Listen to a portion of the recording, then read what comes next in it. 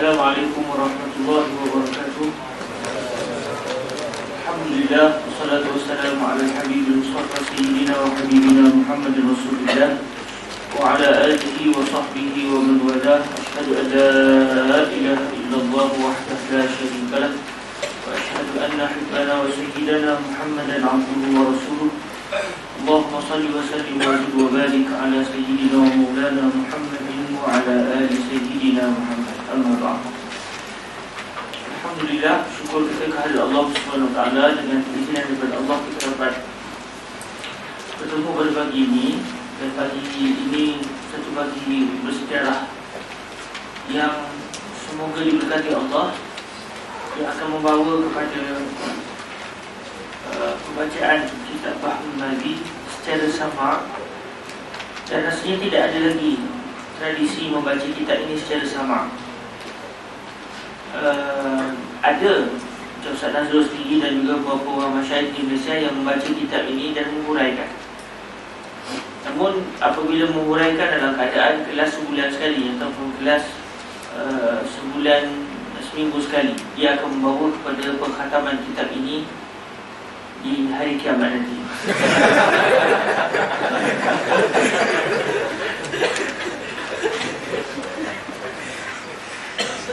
Jadi antara saya itu apabila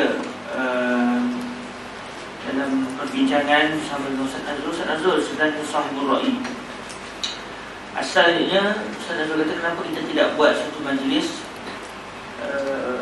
haul ulama-ulama Melayu. Ulama Indonesia memang sudah membudaya fikrah haul ini. Maknanya setahun sekali mereka akan meraihkan seseorang ulama yang telah meninggal dunia selalunya. Dengan sebelum itu mereka akan memperkenalkan fulan man huwa wa ma huwa syuyukhuhu wa ma huwa asaruhu al-ilmiyah, kutubuhu wa masmu'atuhu, asaniduhu, supaya masyarakat mengenali para syuyukh dan mereka akan mencintai para ulama. Namun budaya itu sudah terlalu biasa di Indonesia, tapi sangat jarang kita dengar di Malaysia. Jadi saya kata kalau buat jadi kita mulakan dengan kita target dalam setahun lagi mungkin kita akan buat majlis haul seorang ulama, dan bincang akhirnya kita nak buat untuk Syekh Idris Al-Marbawi. Bila begitu bincang, akhirnya Ustaz Azul mencadangkan apa kata orang kita baca Bahrul Madi. Kita target kita baca, kalau boleh kita target khatam pada hari kelahiran Syekh Idris Al-Marbawi. Tapi kalau ikut adatnya kita payah tak sampai. Kalau kita mula sekarang, tapi tak apalah, kita mula dulu. Targetnya pada hari kelahiran Syekh Idris sebagai contoh, kita buat majlis sambutan memperingati Fadilatul Syekh Muhammad Idris Al-Marbawi. Dan sebelum itu telah kita mulakan dengan majlis mengenal beliau melalui kitab beliau secara sama. Jadi ala kullin al-fadlu kulluhu ala fadilati Syekh al-Waq, haitsu innahu huwa alladhi abda hadha ar-ra'y al-mubarak. Wa alhamdulillah nastati' an najlis bi idznillah hadha al-yawm bi qira'ati hadha al-kitab sardan.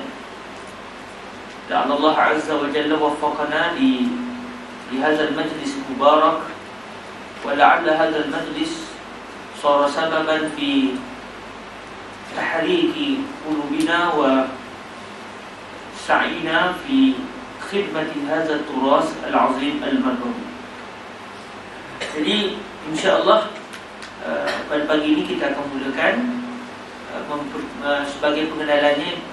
Saya akan cuba bersama dengan para hadirin kita semua berkenalan dengan Syekh Idris Al-Marbawi. Dan semalam kalau siapa yang cek di page Ruak Jawi dan juga page Facebook saya sendiri, saya datangkan link. Siapa yang nak download kitab Bahrul Madi yang saya, Ustaz Nazrul, Ustaz Hanif Harun, dan sebelum tu beberapa orang kawan-kawan yang lain, Ustaz Fuad daripada Kelantan sebagai contoh, dan juga antara nama antara yang saya lihat sebagai contoh Ustaz Ustaz Syed Abdul Qadir Al-Jufri, Ustaz Aidil Azwar daripada Kedah. Ini antara beberapa nama yang dulu kami pernah duduk bincang, dan kita dah mulakan usaha untuk kita khidmat kitab Bahrul Mazi. Namun peringkat awal saya, Ustaz Syed dan juga Ustaz Fuad, kami dah cuba tapi akhirnya tak berjaya. Dengan sebab kesibukan, bincang-bincang, akhirnya saya usahakan untuk cuba tahqiq kitab ini sampai bab yang ke-51 atau 51. Dan akhirnya bila dah siap, saya masa tu jemput Ustaz Nazrul, Ustaz Hadi Harun antaranya, Ustaz Padak, siapa nama Ustaz Padak? Ustaz Ahmad, dan beberapa orang yang lain. Kami bincang di rumah saya. Saya ingat lagi saya masak masa tu. Kami bincang untuk murajaah dekat 3-4 kali saya jumpa, murajaah satu-satu perkara yang mungkin nak timbulkan dan saya ada kebetulan. Dan Alhamdulillah berjaya lah wujud tahqiq kitab Bahrul Mazi. Tahqiq dengan maksud kita ulas kalimah-kalimah yang tak faham, supaya kitab ini tidak terlalu angker, tidak terlalu tua untuk difahami. Namun perkara itu walaupun sudah berjaya, tapi penyambungan dia tak berjaya sampai 1 jilid je. Itu pun kita berjaya tahqiq 1/3 daripada juzuk yang pertama. Main juzuk yang pertama semuanya ada 22 juzuk ataupun 11 juzuk lah. Kita kata 22 juzuk lah. 1/3 daripada juzuk yang pertama. Maknanya kalau betul-betul kita tahqiq dengan baik, dan kalau Allah izinkan, kitab Bahrul Mazi akan jadi 44 jilid juga. Dekat 44 jilid mungkin. Tapi sambung 1 jilid. Maknanya kalau setahun keluar 1, insya-Allah 40 tahun lagi siap lah. Jadi kalau 2 tahun sekali, 80 tahun lagi. Kalau 3 tahun, 100 tahun, 200 tahun siap. Jadi insya-Allah pada hari ini yang mungkin kalau sahabat-sahabat yang dah download boleh tengok beberapa sejarah lah usaha untuk tahqiq Bahrul Mazi ini bermula semenjak tahun 2006 ni. Sekarang 2015, maknanya hampir 10 tahun, dekat 9 tahun dah usaha ini tergendala kan. Namun tergendala pun siap ada satu. Dia berlangsung tak siap-siap satu. Usaha tu telah ada, dan memang usaha untuk mencetak tu ada. Masa tu di bawah manhal program. Namun oleh kerana usaha untuk menyambung semula tu tak ada, jadi saya sendiri merasakan kegusaran. Kalau dah mula cetak, orang akan tanya mana juzuk yang kedua. Kita kata bersama lagi 10 tahun ataupun bersama lagi 40 tahun. Jadi benda tu sangat tidak boleh. Oleh kerana itu saya pendam perkara ini, dia simpanan saya, sehinggalah semalam saya lahirkan kalau kita nak baca. Itu pun secara cuma. Jadi kalau tuan-tuan nak bayar kedua jauh atau membayarkan bahkan dan sebagainya. Baik, para hadirin dirahmati Allah, itulah di antara beberapa sejarah bermula daripada 2006. Saya sendiri ketika itu sebagai presiden program bertemu dengan menantu kepada Syekh Idris Al-Marbawi, iaitu Datuk Syekh Haji Ghazali Abdul Wahid rahimahullah, dan meninggal beliau. Suatu tu saya sempat bertemu beliau dan bertanya asal-asal cadangan kami nak tukar ke tulisan Rumi. Tukar ke tulisan Rumi dan kita nak ubah bahasa. Dia bahasa tu tak lama, dia bahasa moden lah.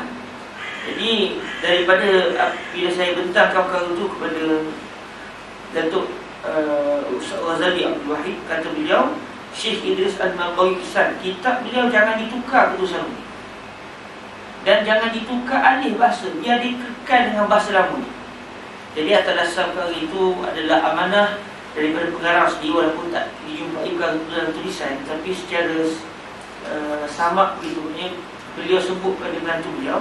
Maka atas dasar itu kita tukar terus, daripada asal nak tukar ke tulisan Rumi, kita kekalkan Jawi dan kekalkan tulisan, kekalkan bahasa. Jadi kita kekalkan, tarik balik, dan dalam masa yang sama kita ta'liq. Sebab Bahrul Mazi tidak ada manuskrip tangan. Manuskrip kitab Syekh Idris Al-Marbawi adalah manuskrip yang kita guna, iaitu Tabak Halabi, itulah manuskrip. Dan beliau telah menyerahkan kitab beliau kepada salah seorang menantu beliau, saudara beliau, amin keluarga beliau, iaitu Syekh Ustaz Khalid bin Abdul Rahman. Kalau siapa orang Perak ingat lagi Ustaz Syazwan Khalid, itu anak Ustaz Khalid bin Abdul Rahman. Jadi oleh kerana itu kita pun buat usaha dan akhirnya alhamdulillah berjaya. Cuma berjaya sekerat lah. Alhamdulillah, moga-moga majlis ini akan menjadi asbab untuk akan ada lagi usaha mentahqiq kitab ini. Sebab kitab ini bukan kitab yang mudah. Syekh Idris Al-Marbawi, kitab ini sangat kaya dengan ilmu, sangat-sangat kaya dan perlu kepada tahqiq. Sebab tu kalau sahabat tanya kenapa tak hurai, pertama kalau kita hurai kita akan khatam dari kiamat, yang pertama. Yang kedua, kalau kita hurai, yang nak menghurai itu pun jadi seram. Sebab dia perlu kepada murajaah. Saya tahqiq pun jenuh. Sebab kita akan lihat satu persatu apa kesukaran kita ini dari segi tahqiq. Tapi insya-Allah moga-moga macam ini dia akan memberikan satu semangat daru. Dan mungkin Ustaz Razusli nak tahqiq kan. Beliau sebagai Syekhul Ruwaq, maka al-afdal ayakuna al-Usani wal Usani yuhaqqaqan bismihi asy-syarif. Baik. Kita lihat pengenalan siapa beliau kan.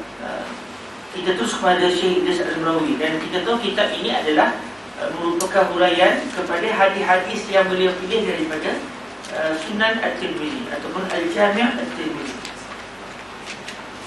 Saya terus masuk kepada siapakah dia Syekh Idris Al-Marbawi. Siapa yang ada nak catat-catat, ini sejarah yang kalau dicari di internet pun mungkin tak sebanyak macam yang saya akan sebut. Sebab kita sendiri yang mengkaji perkara ini, dan mungkin orang lain lebih tahu. Siapa ada tambahan baru boleh maklumkan. Jadi Syekh Idris Al-Marbawi ini, beliau adalah Muhammad Idris bin Abdul Rauf bin Ja'far bin Idris Al-Marbawi Al-Azhari. Ini beliau bernama Muhammad Idris bin Abdul Rauf bin Ja'far bin Idris Al-Marbawi. Marbawi itu merujuk kepada kampung asal beliau, walaupun bukan tempat lahir beliau. Dia lahir di Mekah Tempat lahir beliau di Mekah, cuma kampung halaman asal keluarga beliau iaitu di Lubuk Merbau, Kuala Kangsar, Perak. Dan beliau pun meninggal dunia di Lubuk Merbau dan dikebumikan di perkuburan Islam Lubuk Merbau. Syekh Idris ni lahir pada 28 Zulkaidah. Yang baru ni kalau nak buat majlis, kita kena buat dan khatam pada 28 Zulkaidah tuan-tuan. Allah dan Allah izzinlah. Lahir pada 28 Zulkaidah tahun 1313 Hijriah. 1313. 28 Zulkaidah 1313. Bersamaan kalau kita tengok dia punya program ubah tarikh hijrah kepada tarikh Masihi itu, bersamaan lebih kurangnya 10 Februari 1896. Beliau lahir pada 1896, tahun 1896, iaitu pada 10 hari bulan 5. Lahir di Misfalah di Misfalah. Dia ada Ma'la, dia ada Misfalah di Mekah Lahir di Mekah. Dan cuma saya tak nyatakan di sini.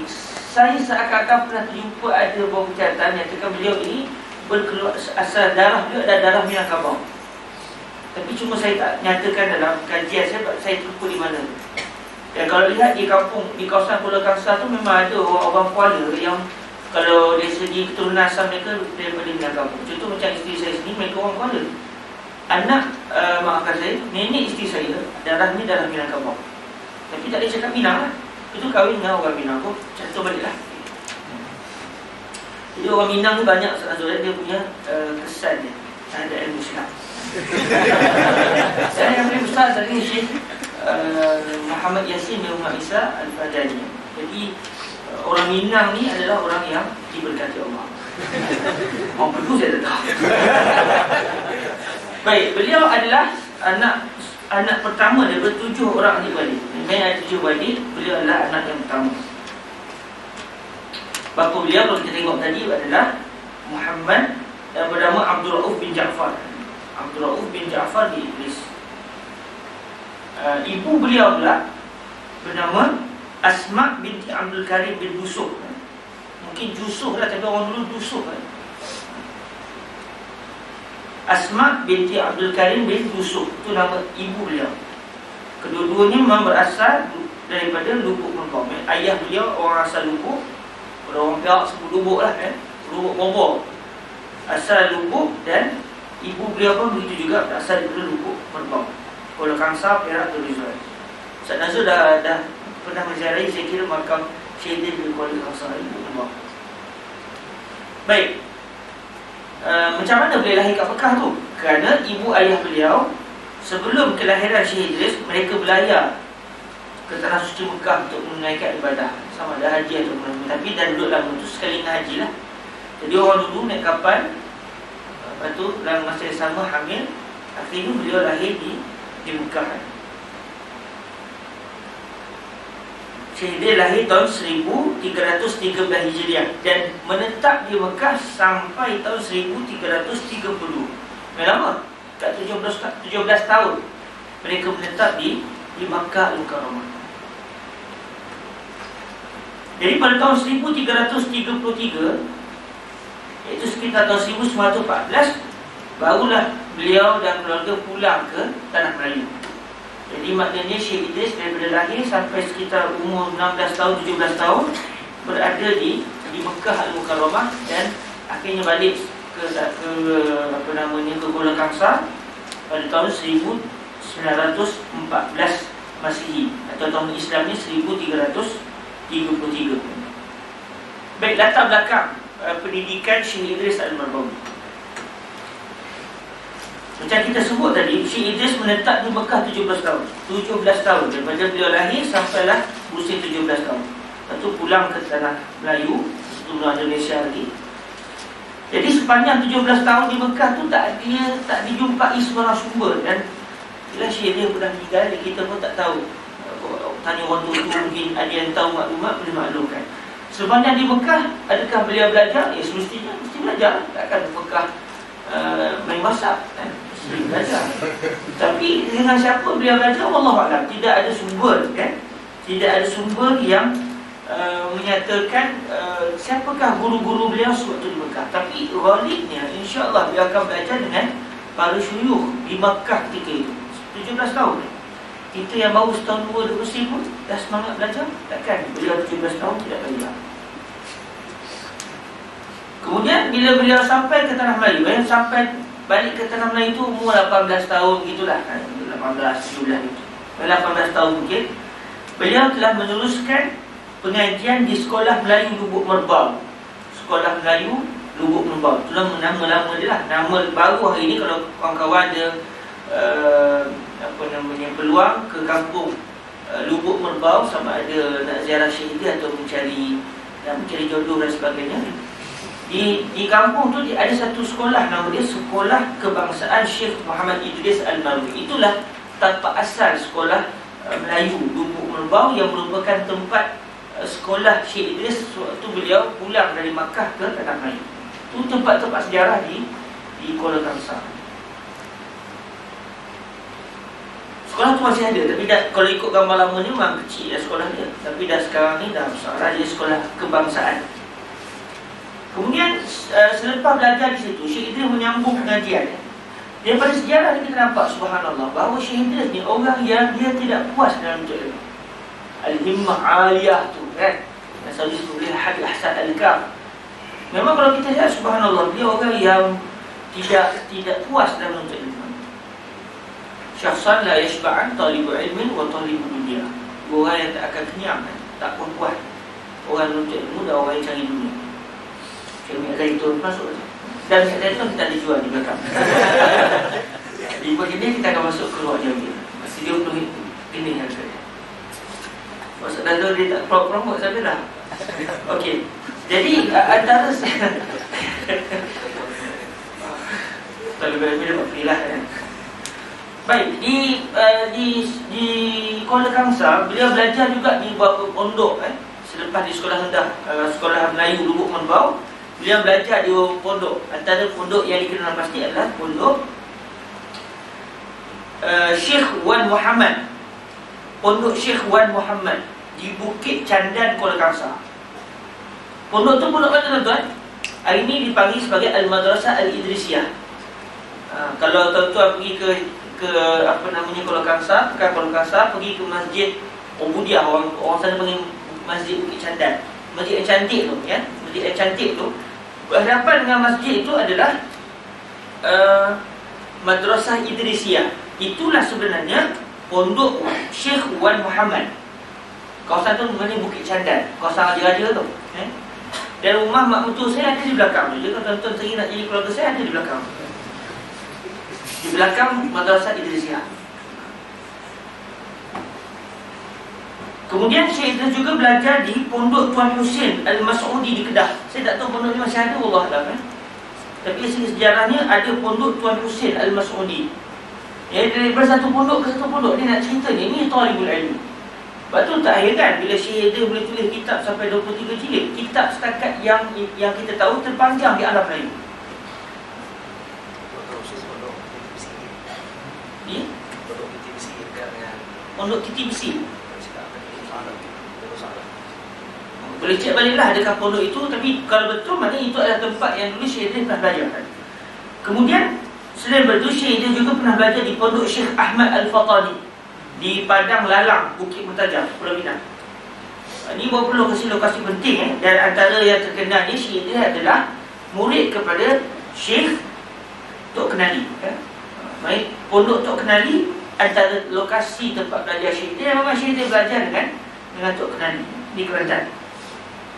Kemudian pada bulan Mac tahun 1924, beliau sampai ke Malaysia 1914. 10 tahun di Malaysia menuntut ilmu. 10 tahun daripada sekolah Kuala pergi ke Bukit Candan, pergi ke sana sini, selama 10 tahun di Malaysia. Akhirnya pada tahun 1924 beliau telah menyambung pengajian ke Universiti Al-Azhar Asy-Syarif dan berjaya memperolehi syahadah Al-Aliyah. Dalam sejarah tu Syahadah Al-Aliyah. Kalau saya tak pasti masa tu dari segi sejarahnya Al-Azhar masih lagi sistem masjid ataupun dah universiti. Syahadah Al-Aliyah, dia bukan alamiah, bukan alimiyah, syahadah aliyah. Yang macam BA begitulah peringkat zaman hari ini. Wallah mungkin masjid lagi lah. Syahadah Al-Aliyah masih sistem masih lagi masjid. 1924. Boleh cek sejarah universiti lah. Bila tak betul-betul ada sistem universiti, Syekh Idris pergi ke masjid tahun 1924. Dan kalau ikut dari segi catatan sejarah, beliau lah anak perak pertama yang sampai ke Al-Azhar Syarif. Dalam pengetahuan je lah. Mungkin kalau ada sebelum tu yang tak diketahui, Allah maklum. Baik, perkahwinan. Syekh Idris Al-Marbawi, beliau telah berkahwin dengan isteri pertama beliau, iaitu Khadijah binti Muhammad Adham. Khadijah binti Muhammad Adham. Dan beliau telah dikurniakan 10 orang cahaya mata. Asal-asalnya ayah Syekh Idris tak bagi Syekh Idris kahwin. Jadi macam berlaku jugalah bincangan-bincangan akhirnya boleh kahwin. Biasalah talibul ilmi nak kahwin susah, tak betul. Jadi 10 orang anak yang dikurniakan kepada beliau, semuanya Allah Ta'ala ambil. Mereka seorang saja. Ini 9 meninggal, seorang hidup. Meninggal tu semua meninggal kecil. Ini ujian. Baik, kita dapat lihat belajar sini ada kesabaran, ujian yang ditimpa. Beliau tidak langsung mematahkan semangat beliau untuk terus menuntut ilmu. Daripada 10 orang tu, seorang dia yang hidup, iaitu Cikgu Maryam, Ustazah Maryam. Ustazah Maryam, kalau siapa yang orang Perak dulu pernah belajar dengan seorang ustazah anak Syekh Idris Al-Marbawi, iaitu Ustazah Maryam bin Muhammad Idris. Jadi Syekh Ghazali Abdul Wahid yang saya jumpa tu menantu dari sini kahwin dengan Ustazah Maryam lah. Ini sebab ada seorang yang anak yang membesar. Baik. Semasa Syekh Idris di Mesir, Syekh Idris kahwin seorang lagi. Tu bahaya tu. Pada Ustaz Nazul dan juga yang lain. Yang kahwin di Malaysia, tu kahwin sekali lagi. Jadi Syekh Idris masa di Mesir berkahwin dengan seorang wanita tempatan Mesir. Mereka kahwin dengan orang Arab Mesir. Wanita itu bernama Munirah binti Abdul Wahab. Cuma kita tak banyak tahulah ikut adat negara lah. Tapi di siapa keluarganya, wallahualam, saya tak ketahui. Kalau dapat jumpa seorang dia, dapat cari balik keluarga belah isteri Syekh Idris yang kedua ni. Boleh kita tanya-tanya kalau mereka ada catatan sejarah. Dan setakat pengetahuan tidak dikurniakan anak lah. Dan Syekh Idris ni beliau tinggal di Syarif Al-Azhar Amam Syarif Al-Ghuriyah, berdekatan dengan Medan Azhar. Ini pun kita dah tak tahu di mana tempat. Bila tanya orang Arab tempatan mungkin mereka tahu. Baik, siapa guru-guru kepada Syekh Idris Al-Marbawi? Antara yang dapat dikenal pasti, pertamanya Tok Kenali, iaitu Syekh Muhammad Yusuf bin Ahmad. Tok Kenali. Sebab Syekh dia belajar di pondok Tok Kenali. Yang kedua adalah Syekh Ya'qub bin Ismail bin Abdul Rahman. Ini antara guru kepada Syekh Idris. Ini guru di kalangan orang Melayu. Tok Kenali yang pertama. Yang kedua Syekh Ya'qub bin Ismail bin Abdul Rahman, atau lebih dikenali dengan Syekh Ya'qub Legor. Syekh Ya'qub Legor, Haji Ya'qub Legor. Kalau tanya ke orang Kelantan, tanya ke tok-tok ulama, mereka kenal. Sebab Haji Ya'qub Legor ni satu tempat yang di kawasan Thailand sanalah. Dan saya ada seorang sahabat saya daripada Thailand. Dia kata dia baca dalam buku Syekh Ya'qub Legor dalam tulisan Siam, tulisan Thailand. Beliau menceritakan bahawa kepala mutalaah kepala mutalaah di pondok Tok Kenali adalah Syekh Idris Al-Nabawi. Orang cerdik. Tapi itulah, saya minta buku Thailand tu, dia kata kat Thailand. Lepas tu saya tak dapat betul. Oleh kerana benda tu tak pasti, saya tak rekodkan dari segi sejarah. Cuma dikatakan begitu. Dan katanya Haji Ya'qub Legor ni, antara murid beliau yang cerdik adalah Syekh Idris Al-Nabawi. Itu pun dalam buku Thailand tu lah, yang saya tak pernah tengok buku itu.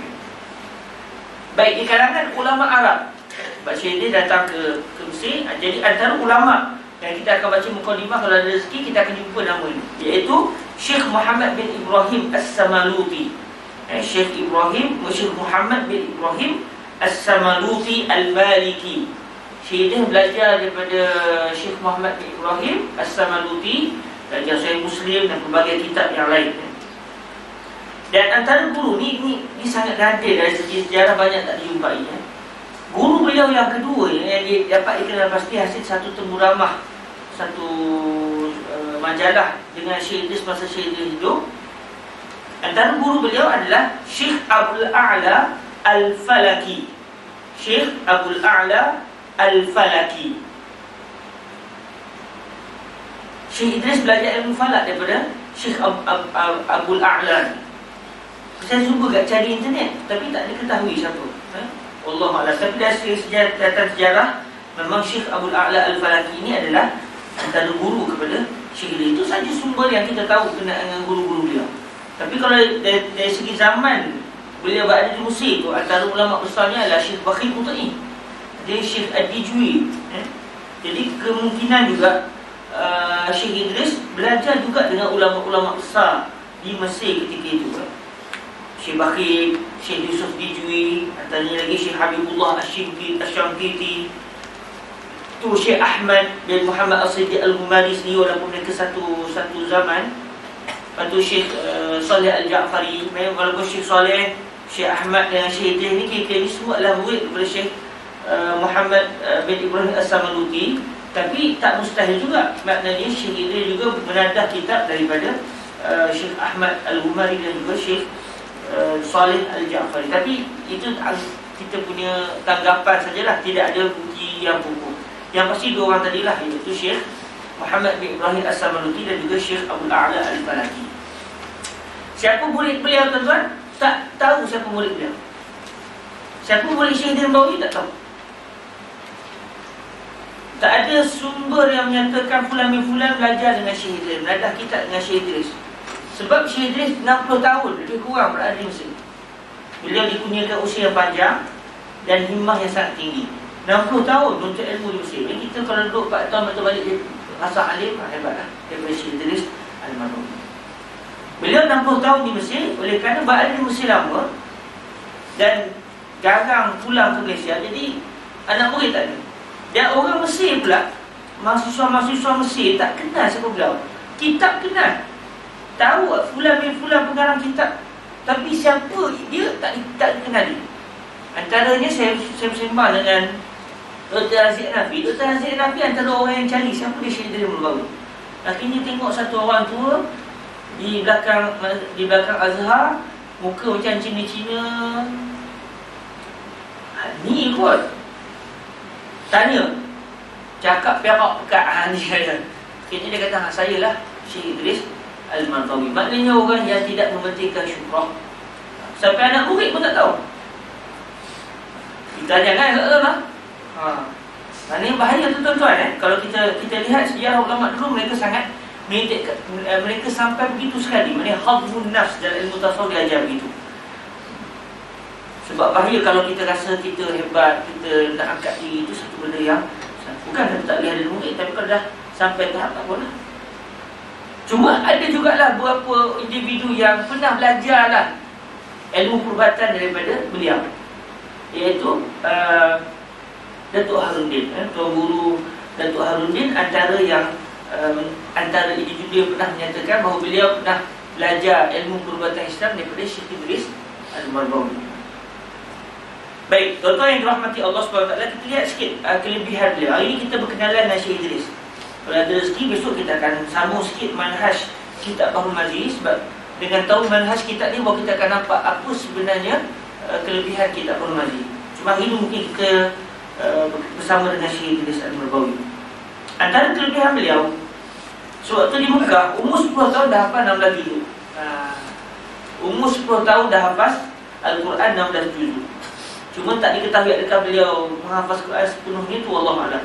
Tapi berat hati saya, beliau pastinya menghafal keseluruhannya. Dah umur 16 tahun, umur 10 tahun pun dah 16 juzuk. Saya umur 35 tahun baru hafal 5 juzuk yang ingat betul-betul. Dulu dah hafal kat 12 tapi tak ulang, hilang. Jadi di sini kita dapat belajar, memang talibul ilmi ni wajib kalau bolehnya menghafaz Al-Quran. Bahkan kalau ikut Syekh Yusri, haram talibul ilmi Al-Azhar tak hafal Quran. Baik, Syekh Idris ada kelebihan beliau sangat mencintai ilmu. Yang ini memang sangat-sangat jelas daripada sikap beliau, penulisan beliau. Saya akan nyatakan orang yang begitu mencintai ilmu, cukuplah Bahrul Mazi itu bukti bahawa beliau begitu mencintai ilmu dan penulisan. Setakat ni itulah kitab Melayu terpanjang yang diketahui oleh kita. Sebelum-sebelumnya ada ulama zaman dulu, tapi manuskrip dibawa lari oleh penjajah, wallahualam. Tapi setakat yang kita tahu, kitab Bahrul Mazi inilah kitab terpanjang di alam Melayu yang diketahui, kitab agama ni. Terpanjang itu tulisan kecil-kecil, kalau dibesarkan bukan belah jilid tu, dia lebih lagi sepatutnya.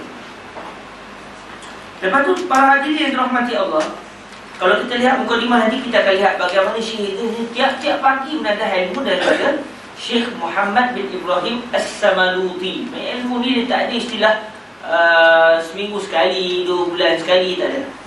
Kulayo sampai beliau kata, sudahlah aku berasa seperti minum madu. Minat mengaji itu sampai terasa macam minum madu. Sedaplah maknanya. Kita mengaji sampai pening kepala, tapi beliau semangat untuk menuntut ilmu. Kemudian subhanallah, 60 tahun berada di Mesir. Kita target berapa di Mesir? Saya tanya 10 tahun. Tuan-tuan, ada tak kok ada nak challenge Syekh Idris Al-Mardawi 61 tahun? Berani try lah. Berani try lah. Beliau 60 tahun. Maknanya himmah 60 tahun bukan lepak saja, bukan minum syai. 60 tahun nulis, nuntut ilmu 60 tahun. Subhanallah. Lepas tu tak mustahil Allah Ta'ala muliakan beliau dengan kitab beliau yang tersebar luas. Di Patani kitab beliau antara yang dibaca di pondok-pondok. Tapi itulah, kita sendiri nak khidmat kitab ni macam mana? Antaranya dengan cara tahqiq, kita hidupkan majlis sama sebagai contoh. Moga-moga kita juga Allah dengan sebab kita nak memuliakan guru kita ini. Baik. Kemudian para hadirin yang dirahmati Allah, saya nak sentuh sikit kitab Bahrul Mazi sebenarnya tak habis. Sebab jilid yang terakhir, jilid yang ke-22. Baik, kalau tuan-tuan balik ke rumah nanti, buka jilid yang kedua, tengok last sekali apa yang ditulis oleh Syekh Idris Al-Mardawi. Kitab itu dicetak pada tahun 1960. Berapa umur Syekh Idris ketika itu? Ketika itu beliau berusia 64 tahun. 64 tahun. Tahun 1960 Syekh Idris umur 64 tahun. Di jilid yang ke-22, yang jilid terakhir yang kita ada sekarang ni, beliau tulis, bihamdillah tamma tab'ul juz'i tsani wal 20 min kitab mukhtasar sahih at-Tirmizi wa syarhihi bi lughatil Jawi wa yalihi al-juz'u ats-tsalits wal 20. Maknanya selesai juzuk yang ke-22, alhamdulillah siap. akan datang jusuk yang ke-23. Tapi Allah takdirkan beliau meninggal dunia sebelum kita ini dapat disiapkan. Maknanya umur 64 tahun masih lagi mahu mengarang. Di sini kita dapat belajar, kita dapat ambil inilah sikap sebenarnya talibul ilmi yang tidak langsung ada semangat futu dalam ilmu. Sebagai teguran kepada saya dan juga kita semua, insya-Allah. Baik, para hadirin dirahmati Allah, antara yang kita biasa dengar Syekh ini pun penulis kamus. Sejarah dia macam mana tuan-tuan dia tulis kamus? Pada tahun 1927 terhasillah kamus Idris Al-Marbawi. Cuba kita lihat Syekh dia sampai Mesir tahun bila? Syekh dia sampai ke Mesir tahun 1924. 1927 siap kamus. Tulis kamus kat Malaysia tak? Di Mesir pun Ustaz. Berapa tahun? Sampai 24, 25, 26, 27. 3 tahun je duduk kat Mesir. Dah terhasil kamus. Tapi padatlah 17 tahun dekat Mekah. Lahir dari ni sampai besar. Kemudian 10 tahun kat Malaysia. Duduk Mesir 3 tahun terhasil kamus. Kita duduk berapa lama dah? Apa kamus hasil? Hati kawan-kawan, bila kita belajar ulama-ulama Melayu ni, subhanallah dahsyat. Jadi kalau kita buat lebih tengkuk mengaji Mesir, memang elok dihentam, elok dihentam. Hasil penulisan kamus ni, kalau masa tu kata beliau, antara kesukaran pelajar-pelajar adalah mereka payah nak faham bahasa Arab sebab tak ada kamus. Kita kamus macam-macam, lagi mudah Google. Zaman tu kamus tak ada. Orang datang, anak-anak Melayu ada yang boleh kuasai bahasa Arab, ada yang baru nak belajar. Jadi masalah utama mereka adalah perkamusan daripada Arab ke Melayu. Jadi guru beliau iaitu Syekh Abdul A'la Al-Falaki yang belajar falak tu, guru beliau dalam ilmu falak telah menugaskan beliau dan 3 orang yang lain untuk menulis kamus. Beliau semua 4 orang. Ni taklif daripada Syekh ni. Syekh Abdul A'la tengok, Melayu budak Melayu ni. Akhirnya beliau memerintahkan 4 orang anak murid ni suruh terjemah, suruh buat kamus. Kalau lah Ustaz Nazrul suruh sahabat-sahabat buat kamus, buat dah? Siap dah? Kau buat apa? Ustaz Nazrul buat? Hebat, anak murid Ustaz Nazrul hebat-hebat. Macam Syekh Abdul A'la Al-Falaki. Beliau dan 3 orang lagi. Siapa 3 orang tu? Syekh Abdullah Arifuddin Langkat. Ini antara teman sebelajar Syekh Al-Marbawi. Syekh Abdullah Arifuddin Langkat. Itu yang kedua, Syekh Abdullah Junaid Tala daripada Sumatera Utara. Lepas tu yang ketiga adalah Syekh Nasir Al-Jauhari. Tak tahu orang Johor ke mana, Allah alam. Cuma walaupun asal dia 4 orang, lain kali 3 orang ni tak dapat buat. Ada masalah mungkin. Akhirnya Syekh Idris keseorangan menghasilkan kamus ini, dan akhirnya terhasillah kamus Al-Marbawi yang kita semua menggunakan. Baik, Syekh Idris ni orangnya zuhud. Orangnya sangat zuhud dan tidak mementingkan diri serta sangat merendah diri. Syekh Dr. Haji Nabi masa pergi ke rumah Syekh Idris Al-Marbawi, kata beliau rumah dia kecil. Rumah kecil, kosong je rumah, bersih. Di rumah ada apa? Ada air dan ada buah. Seingat saya buah temikai muda tu, temikai susu tu, itu je ada di rumah. Beras tak ada, apa pun tak ada. Kita kalau macam tu dah habislah miskin lah. Buat surat minta zakat lah tu. Masa nak hantar ke nak bawa ke Malaysia, Dr. Aziz Naki tanya pada Syekh Idris Al-Marbawi, ada tak tu, ada Syekh dia hutang, nak bayar-bayar. Tolak apa semua. Akhirnya bila desak Syekh kata adalah hutang kedai bawah, duit tak ada, nak beli makan tak ada. Maknanya kalau talibul ilmi itu susah tu biasa. Kesusahan itu adalah perkara lazim malzum biasanya kepada talibul ilmi.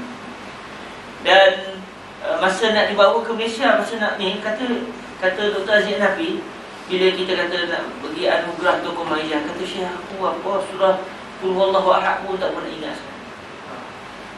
Dahsyat, tak, dia punya apa, hadmun nafsi itu sampai begitu sekali. Dan para hadirin rahmati Allah, Ustaz Khalid Abdul Rahman yang antara orang yang menjaga Syekh Idris waktu Syekh Idris balik Mesir dan pernah sakit. Ustaz Khalid Abdul Rahman cakap, ada orang beritahu kepada Syekh Idris, kitab Syekh Idris ni orang cetak tak minta izin. Jadi orang cadang supaya buat ambil tindakan mahkamah lah, buat zalim dengan orang kan, cetak kitab tak minta izin. Akhirnya kata Syekh tak pernah, maknanya biarkan. Walaupun banyak, kalau Syekh Idris tu orang kaya macam Ustaz Nazrul tak apa, tapi maknanya orang yang tak berharta, orang yang maknanya hidup dalam keadaan biasa-biasa dan kesempitan lah kalau ikut bahasa dia. Tapi dalam masa yang sama beliau tak heran sangat dengan keduniaan ya. Dan beliau adalah tokoh majalah yang pertama masa minta berucap. Katanya memang beliau tidak layak sebut dalam ucapan, saya tak layak untuk berucap kan. Sebab masih lagi tak ada ilmu, masih lagi kurang ilmu. Itu di antara beberapa perkara yang kalau kita lihat dari segi hidup Syekh Idris ni, orang sufi, orang tasawuf, orang yang qanaah. Dan beliau sangat mencintai isteri beliau. Itu penting Ustaz Azrul. Dia kisah ni saya tak sebut sini, tapi saya dapat daripada Datuk Dr. Aziz Hanafi. Masa Dr. Aziz Hanafi datang di sini, saya pergi ke Muramah. Jadi kata beliau, bila bawa ke Malaysia tu memang keluarga beliau, anak perempuan beliau iaitu Ustazah Maryam, memang tak nak bagilah Syekh datang ke Mesir. Sebab waktu usia, walaupun Syekh ada isteri yang kedua, tapi masalahnya ialah kalau jadi apa-apa, siapa yang nak uruskan jauh. Jadi mereka buat helak, sorokkan pasport Syekh Idris. Baik, saya cuba baca kisah ini bukan atas dasar nak buat jahat ke ayah, tapi atas dasar nak jaga ayah. Saya bacanya begitulah. Jadi akhirnya Syekh Idris tak boleh nak balik ke Mesir sebab pasport apa semua tak ada.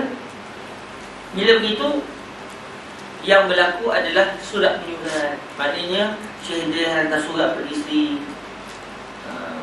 dan isi kandung surat itu dalam bahasa Arab menunjukkan kecintaan beliau dan kerinduan beliau yang sangat tinggi kepada isteri beliau yang berada di Mesir.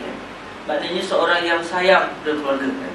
Ini antara perkara yang isteri.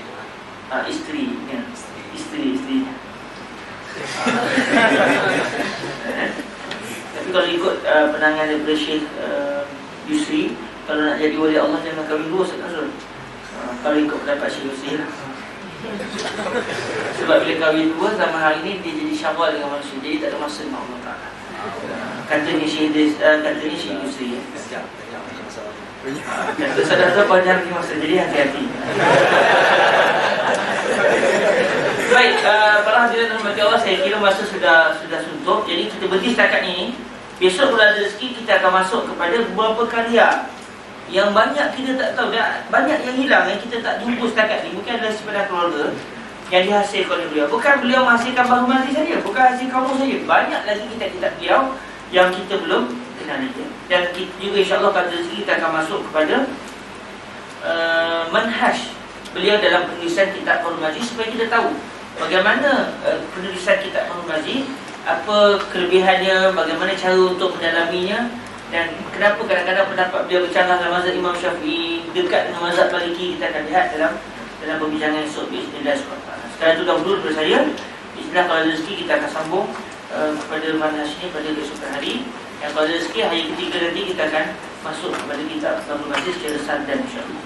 Sekarang itu dahulu mohon maaf di atas segala ini, dan terima kasih kepada Syekh Purwa yang sudi untuk menjemput saya bersama-sama dengan para hadirin dalam majlis ini. Semoga kita semua diberkati Allah SWT. Allah menja'alna min ibadikal muttaqin wa ja'alna min ibadikal salihin wa ja'alna min a'immatil huda ya arhamar rahimin. Allahumma zidna 'ilman nafi'an wa ja'alna min a'immatil huda. Allahumma zidna ru'yatal habibul mustafa fi dunya wa fil yaqظة wa fil manam ya arhamar rahimin. Barik Allahumma lana judana wa ja'al hadha du'a mubarakan ya arhamar rahimin. ربنا آتنا في الدنيا حسنة وفي الآخرة حسنة وقنا عذاب النار. وصلى الله على سيدنا ومولانا محمد وعلى آله وصحبه وسلم والحمد لله. السلام عليكم ورحمة الله تعالى. اللهم صل أفضل صلاة على أسعد مخلوقاتك سيدنا محمد وعلى آله وصحبه وسلم عدد معلوماتك ومداد كلماتك كلما ذكرك الذاكرون وغفل عن ذكره الغافلون